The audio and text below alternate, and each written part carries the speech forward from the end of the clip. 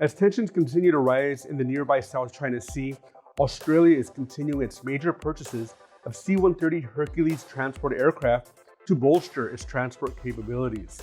Today's a great day for the Royal Australian Air Force and the Defence of Australia. The C-130J Hercules aircraft have been the workhorse of the Royal Australian Air Force since 1999. They've been deployed on every major defence operation during that period. The deal comes at a cost of 9.8 billion Australian dollars. That's about 6.6 billion US dollars. The country currently has a dozen of the planes, and US Congress approved a sale of 24 last year. Today I'm proud to announce that the Albanese Labor government will be almost doubling the fleet, going from 12 Hercules aircraft to 20. This investment of $9.8 billion will almost double the fleet and represents a massive uplift in capability, in mobility and transport for the Royal Australian Air Force. Manufacturer Lockheed Martin says the 4-engine prop plane took its first flight in 1954, and more than 2,500 C-130s have been ordered to more than 60 nations around the world. The Australian Air Force also operates 8 of the larger Boeing C-17 Globemaster heavy transport jets. Well, almost doubling the fleet gives us more capacity to deploy them on multiple operations at the same time. And that's the critical driver. As I said, these are the workhorses. We've got the C-17s as well, the Globemasters and the smaller Spartans. But the Hercs are the right size to do lots of jobs. They've got a great range. They can land in unprepared fields. So advice from Defence was that there'd be a very significant increase in capability by almost doubling the fleet. Germany wants to buy US missiles to strengthen its air-to-air capabilities while advancing their Air Force's interoperability with the US and NATO forces. The US State Department approved a sale worth nearly $3 billion of up to 969 AIM-120 C8 advanced medium-range air-to-air missiles and related equipment. That's according to the Defense Security Cooperation Agency, which notified Congress of the approval. The potential deal includes AIM-120 training missiles as well as transportation support, parts, and more. The agency says this will help fortify the NATO member and promote political and economic stability in Europe while modernizing its air-to-air munitions. The principal contractor will be the Missiles and Defense Business segment of RTX in Tucson, Arizona. RTX, as you may already know, is what Raytheon rebranded to. Congress is expected to greenlight the sale, and then it goes to negotiations.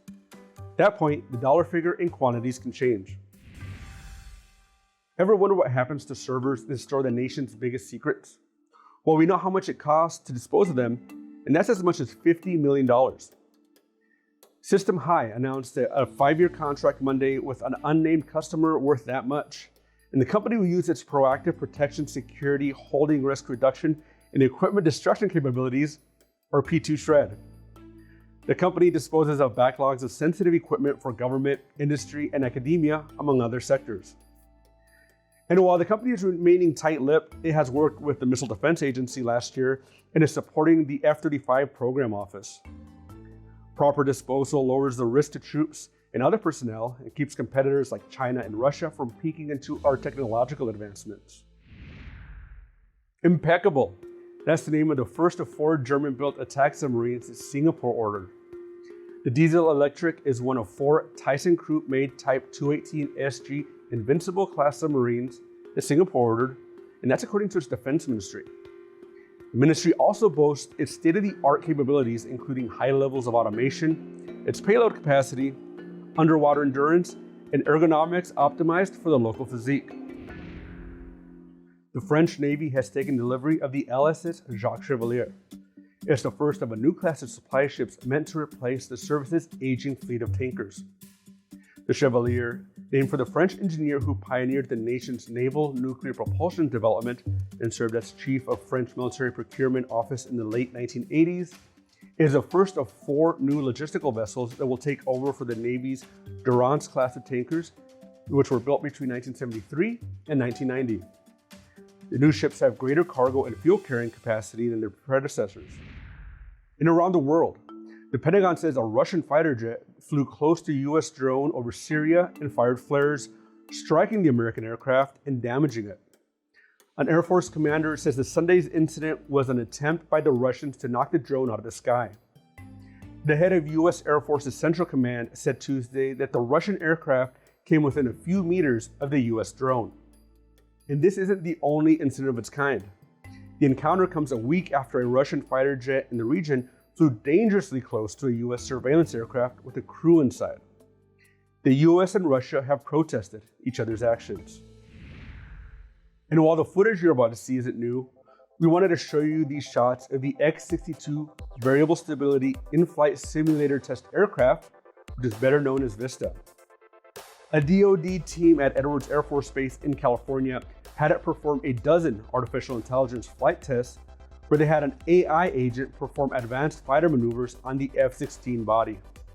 An AI agent is an artificial intelligence system that can learn and respond to its environment.